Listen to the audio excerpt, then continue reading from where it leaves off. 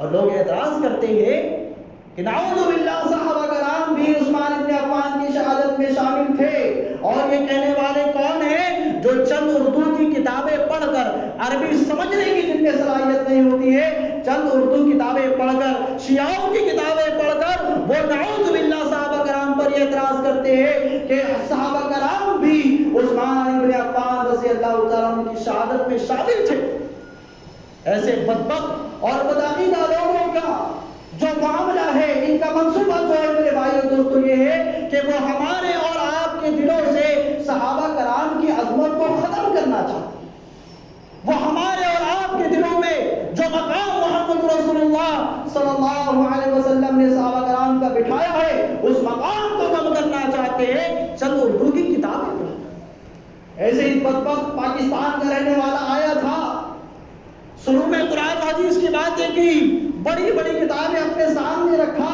اور وہی بدبخت آگے چل کر حضرت معاویہ پر طعن و تشنیع کرنے لگا۔ کاتب وحی جنہوں نے محمد رسول اللہ صلی اللہ علیہ وسلم کی صحبت کو اختیار کیا تھا، ان کے بارے میں طعن و تشنیع کرتا ہے، اور اس کی زد میں آ کر بعض ہمارے جاہل لوگ بھی نعوذ باللہ معاویہ ابن ابی سفیان رضی اللہ تعالیٰ عنہ کو برا بنا کے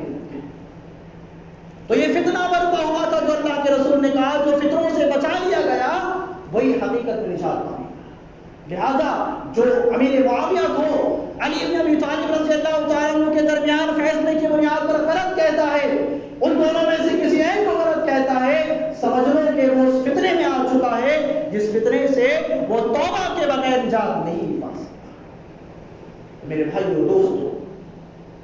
اللہ کے رسول صلی اللہ علیہ وسلم نے فرمایا تھا ان صحابہ کرام کے بارے میں، ارحم امتی بامتی ابو بکر واشدهم فی دین اللہ عمر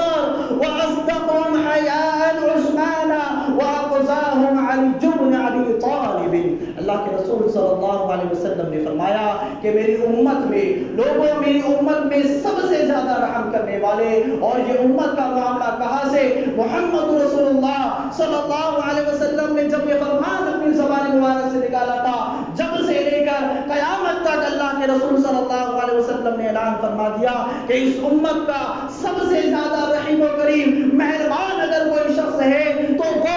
یار رسول حضرت ابو بکر صدیق رضی اللہ تعالی عنہ ہے۔ اور اگر قیامت تک اللہ کے دین کو صحیح طور سے نافذ کرنے والا اگر کوئی ہے، اگر اللہ تعالیٰ کے دین پر صحیح معنوں میں کوئی عمل کرنے والے ہیں، تو وہ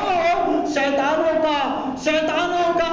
وسوسہ دور کرنے والے، جن کی جھلک کو دیکھ کر کے، جن کی چال کو سن کر شیطان راستہ تبدیل کر لیتا ہے، وہ عمر ابن خطاب رضی اللہ تعالیٰ عنہ ہے۔ اور لوگوں سنو، حیا کے معاملے میں سچی شرم و حیا اگر کسی کے اندر ہے تو وہ داماد رسول عثمان ابن عفان رضی اللہ تعالیٰ عنہ ہے۔ اور اگر حلال و حرام کے درمیان فیصلہ کرنے، اگر صحیح معنوں میں فیصلہ کرنے کی صلاحیت کسی کے اندر ہے تو وہ چھوٹے داماد رسول علی ابن ابی طالب رضی اللہ تعالیٰ عنہ۔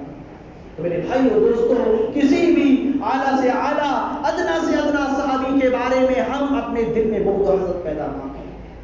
تو میرے